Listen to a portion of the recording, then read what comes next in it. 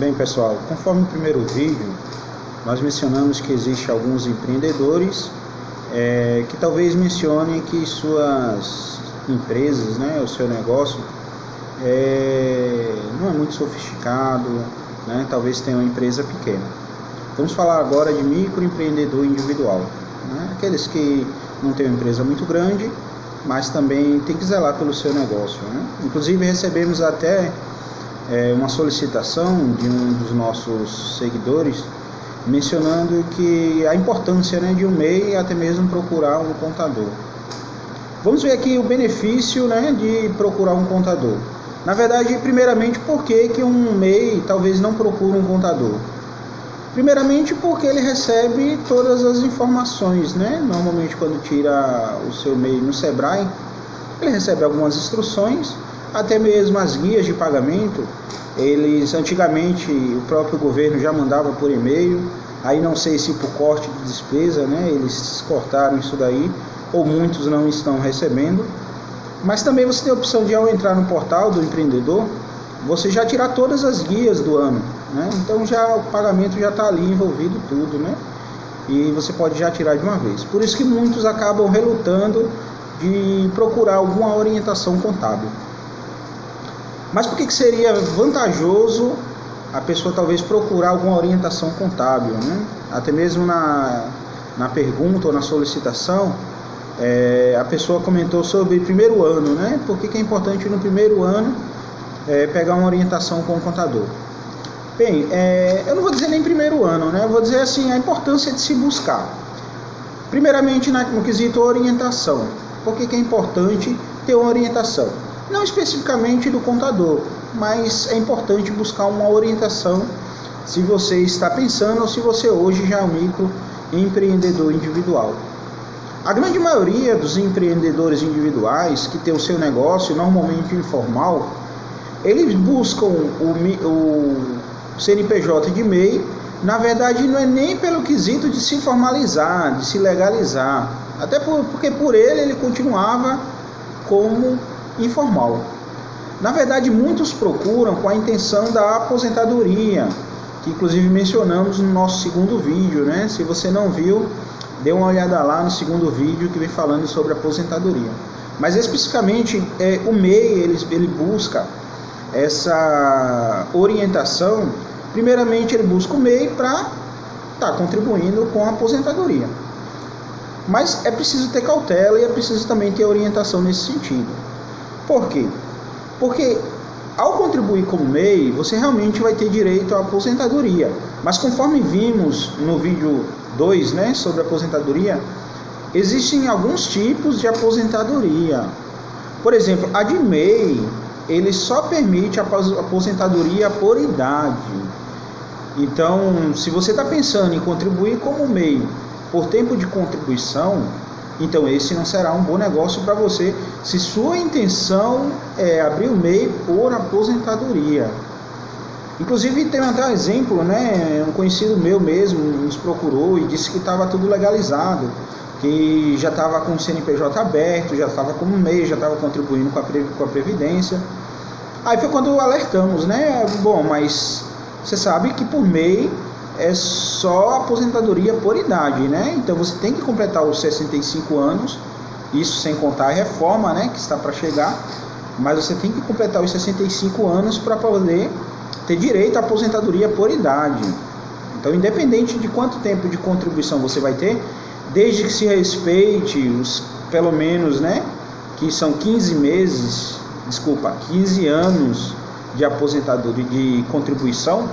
Então você tem que ter pelo menos os 15 anos de contribuição para poder ter direito. Então você vê o seu caso, se você falta menos de 15 anos, falta pouco, ou se você já passou de 15 anos, então de todo jeito você vai contribuir para quando completar 65 anos você ter direito. Então é aquela coisa que no vídeo anterior nós mencionamos para analisar cada caso. Mas a aposentadoria de MEI só conta por idade. Fechou? Então, essa orientação sobre a aposentadoria é muito importante. Se por acaso o MEI quiser contribuir para contar também o tempo de serviço, conforme também o vídeo anterior, nós mencionamos que tem que recolher 20%. Então, o MEI ele só recolhe 5%. Então ele tem de completar os 20% para poder ter direito, entendeu? Então tem que completar para poder ter direito à aposentadoria, no caso do tempo de serviço. Então, somente citando essa orientação, você vê a importância de buscar uma orientação correta para depois você não tomar prejuízo lá na frente. Agora, também há a importância de ter, nesse caso, um contador, né, alguém para orientar. Também entra a questão de regir a sua empresa. Como assim? Mas você tem empresa pequena, não tem muita sofisticação, conforme mencionamos no vídeo 1. Mas tem que ter alguns alertas. Às vezes você vai comprando demais, às vezes você vai vendendo demais, às vezes vai comprando mais do que vendendo. Então todos esses alertas é interessante para quê? Para que você controle o seu negócio e até mesmo venha crescer o seu negócio. A intenção é crescer. Agora, se o seu desejo é realmente permanecer onde você está, mesmo assim é preciso tomar cuidado para que não venha extrapolar e você venha assim ser descredenciado como MEI. Como assim descredenciado como MEI? Porque o MEI ele tem limite de faturamento. Quando você é um microempreendedor individual, você só pode ter um faturamento anual até 81 mil, que dá por volta a 6 mil e pouco por mês. Então, se você extrapolar esse 81 mil, aí você vai ser desenquadrado. Na verdade, você teria que se desenquadrar, né? Você ir lá e desenquadrar. Mas normalmente muitas pessoas não fazem isso, né? Mas se a Secretaria da Fazenda ou a Receita Federal pegar, eles desenquadram você. Agora, como que eles vão pegar? Porque o MEI não é obrigado a emitir nota fiscal, pelo menos na venda a consumidor, né? Ele é obrigado somente a venda a outro CNPJ, a outro contribuinte. Mas venda a consumidor, ele não é obrigado a emitir nota fiscal. Como que o governo vai perceber que você extrapolou o faturamento? Tem alguns métodos, né, que eles descobrem. Por exemplo, venda de cartão. Se seu estabelecimento vende por cartão e esse cartão está vinculado ao seu CNPJ ou até mesmo vinculado à pessoa física, muitas pessoas pensam, vou deixar na minha pessoa física. Mas quando você se torna um microempreendedor individual, eles como que juntam, você se tornou um microempreendedor individual. Então há possibilidades de eles perceberem que aquela receita é da empresa, é do CNPJ. Então eles mesmos podem entrar com um processo para desvincular você. Mas assim, esse é mais complicado. Mas onde que eles pegam normalmente? Eles pegam normalmente nas compras. É onde precisa de orientação. Quando você compra, hoje existe a nota fiscal eletrônica, né? Não é mais nota fiscal de talão, como antigamente. O controle era mais difícil. Agora, quando você emite, ou quando você compra uma nota e emitem uma nota para você, automaticamente já é enviado para a Secretaria da Fazenda Estadual. Então, eles já sabem que você comprou.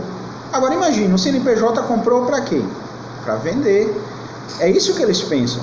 Então, quando você, nas suas compras, já extrapolam o que você deveria vender, ou seja, 81 mil, então quando extrapolam, ele mesmo já identifica o que você vendeu mais do que comprou. É lógico, né? Se você comprou 81 mil, então dificilmente você vai vender menos do que 81 mil, porque o seu negócio também tem que vender, né? Você tem que faturar nesse sentido.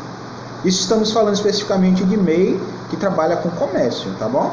Então, você vai vender normalmente mais do que comprou. Então, se você extrapolou 81 mil já na compra, então a própria Secretaria da Fazenda já bloqueia a tua inscrição estadual. Ele já diz, você está vendendo mais do que o MEI, venha se transformar em ME, seus impostos vão lá para cima, você vai pagar mais caro, acabou seu benefício. Acabou? Depende. Aí é onde entra a orientação. Às vezes, aquilo que você comprou não necessariamente foi o que você vendeu, ou produtos que você vai vender. Exemplo, tive um caso de uma cliente que ela comprou um automóvel. Exemplo, né? Mostramos no primeiro vídeo sobre a pessoa ter uma feira, né? Uma banca de feira. Então, a banca de feira, para poder buscar as suas mercadorias na Ceasa, né? Para buscar ou qualquer outro lugar, ele precisa talvez de um carro, e normalmente o carro é um carro grande, com carroceria, que caiba bastante material, né? Exemplo, você vai comprar um S10.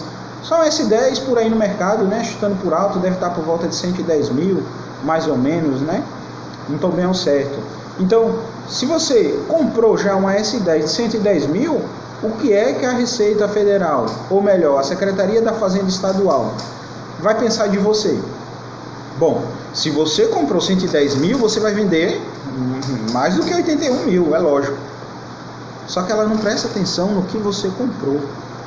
Naquele momento você comprou um veículo, você não vende veículo, você é feirante.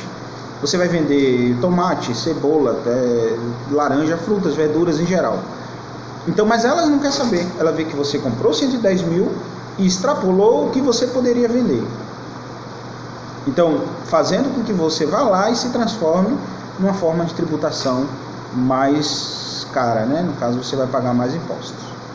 Só que cabe defesa, né? Você comprou talvez computador, você comprou telefone. O que você comprar para a empresa, não necessariamente você vai vender. Então é onde entra o processo do contador, entrar com a defesa, mostrar, não, eu comprei, mas foi como investimento, eu preciso do caminhão, eu preciso da caminhonete, da carroceria, eu preciso ter algo, eu preciso de um computador. Então é onde vamos entrar com o processo para defender, para que você não seja desenquadrado, pelo menos no momento, né? O ideal é você realmente crescer para um dia deixar de ser microempreendedor individual e faturar assim bem mais do que 6 mil e poucos reais por mês. Tá certo? Então percebemos aí que é interessante ter esse certo tipo de orientação, né? Por falar em orientação, tem um detalhe que muitos MEI despercebem, né? Na verdade não tem conhecimento. Na verdade o objetivo desses vídeos, meus amigos, não é se tornar, podemos dizer, o Mr. M, né? Aquele que desvenda os segredos dos companheiros de classe. Não estamos aqui para dar um de Mr. M, mas para mostrar o que a lei diz. Em que sentido? Sobre orientação, muitas pessoas acham que o MEI precisa pagar um contador. Porque o escritório contábil, antigamente, ele não poderia ser enquadrado no regime de Simples Nacional. Só que para adquirir esse benefício de se enquadrar no regime de Simples Nacional, o escritório contábil, conforme a Lei Complementar 116, ela menciona que esse escritório, ela foi alterada essa lei, né? Esse escritório contábil teria de prestar alguns auxílios aos microempreendedores individuais, né? Conforme mencionado, não foi para, eu não estou mencionando isso aqui, que é para tirar, né, algumas coisas, talvez está havendo alguma cobrança, não é esse o objetivo. Mas apenas o MEI, assim como ele tem orientação no Sebrae, os escritórios de contabilidade, para poder ter direito a se enquadrar no Simples Nacional, algum certo de orientação, né? No caso, a primeira declaração, realmente a contabilidade ela deveria ajudar, né, o MEI nesse sentido. É o benefício para que ela pudesse assim se enquadrar no Simples Nacional. É lógico assim que não são todas as atividades que realmente não é cobrado, né? Mas tem que ficar atento que algumas coisas são grátis, não pode haver cobrança. Inclusive a letra menciona, se houver cobrança, o escritório de contabilidade pode ser assim excluído do Simples Nacional e pagar assim um imposto ainda mais alto, né? Outro ponto em que uma contabilidade pode ser de grande ajuda para o MEI é se caso este microempreendedor individual ele tiver funcionários, né? Então é preciso enviar folha de pagamento, é preciso enviar obrigações acessórias, né? Para poder gerar FGTS, GPS, aquelas contribuições que vão gerar benefício ao trabalhador, né, ao funcionário. Então, lógico, se o empreendedor souber fazer essa atividade e quiser não centralizar, não focar somente na sua atividade, ele pode aprender, né, ter alguns tutoriais, ter alguns vídeos orientadores como fazer, né? É lógico que é até um grande risco, porque você pode talvez fazer alguma coisa errada, prejudicar a sua empresa e prejudicar também o seu funcionário. Então, talvez até pelo preço, né, pelo fato de ser microempreendedor, o preço talvez seja mais vantajoso pagar assim uma consultoria contábil, né, uma assessoria contábil para fazer essas obrigações. Até mesmo pessoas assim que não têm, microempreendedores que não têm funcionário, acabam pagando consultoria, assessoria contábil. Mas, como falado, né, tem muitas coisas que faz sozinho. Com que objetivo, né? Além de ter orientação, conforme mencionado anteriormente, existe uma obrigação chamada CFIP, que está envolvida a FGTS, também as declarações sobre a Previdência. Então tem essas declarações. Se você entrar hoje, microempreendedor individual, na Receita Federal, numa área restrita, né, só com certificado digital você consegue ver, você vai perceber que existe lá pendências. A grande maioria está com pendências. Lá está mostrando lá a ausência de CFIP. Então falta informar essa obrigação acessória, que é a CFIP. Ué, mas eu não tenho funcionário. Como é que eu vou enviar sem movimento? Isso mesmo, enviando sem movimento. Inclusive, perante a lei, empresas que não são microempreendedores individuais, se não enviar, né, mesmo sem movimento, são passíveis de multas, né, que vai de R$200 a R$500 por mês de atraso, dependendo assim de como sua empresa está enquadrada. Hoje, o MEI está dispensado dessa multa. Hoje, por que eu digo hoje? Porque lá está constando a pendência. Se você entrar hoje lá, vai estar lá constando a ausência de CFIP. Se está constando a pendência, se a lei porventura mudar, dizer que agora os microempreendedores têm que enviar também sem movimento. Percebemos aí que as leis são constantes, vai de um lado, vai de um outro, muda de um lado, muda de outro. Então é mais fácil um contabilista perceber essa mudança, visto que ele está envolvido todo dia, né, nesse ramo, ou você que está envolvido em vender suas mercadorias. Então talvez você passou anos e já virou obrigação, já vai ter multa a pagar e você não sabe, está lá trabalhando e depois vai descobrir que tem multas atrasadas para pagar. Como eu disse, por enquanto não tem cobrança de multa para MEI. Se alguém disser ao contrário, está contra a lei. Mas a pendência da declaração consta. Então por que eles constam a pendência da declaração? Se não tem intenção nenhuma de colocar cobrança, né? Libera logo, né? Não tem funcionário, libera. Mas há essa cobrança, fica lá, a pendência lá. Não gera multa ainda, mas quem sabe um dia pode mudar. E é lógico que com respeito ao funcionário, né, você só pode ter um, o MEI só pode ter um funcionário. Se passar de um funcionário, no mesmo quesito que você é desenquadrado pelo total das vendas, o total das receitas, você também é desenquadrado se você passar de um funcionário. Ou seja, se bater uma fiscalização, ver que tem funcionários lá trabalhando de forma informal, né, como falam aí, né, sem carteira assinada. Então, ao descobrir, você vai ter que registrar, passando de um funcionário, você vai ter que se desenquadrar de MEI, passando assim a ser uma microempresa. Uma instrução também que muitos despercebem sobre registrar cônjuge, esposa, registrar marido, segundo a instrução normativa 77 de 2015, no parágrafo 2º do artigo 8º. Então você vai lá no artigo 8º, parágrafo 2º, lá menciona, não é permitido registrar cônjuge como funcionário de MEI. É lógico que não é uma coisa assim amarrada, automática, né? Mas não é permitido perante a lei.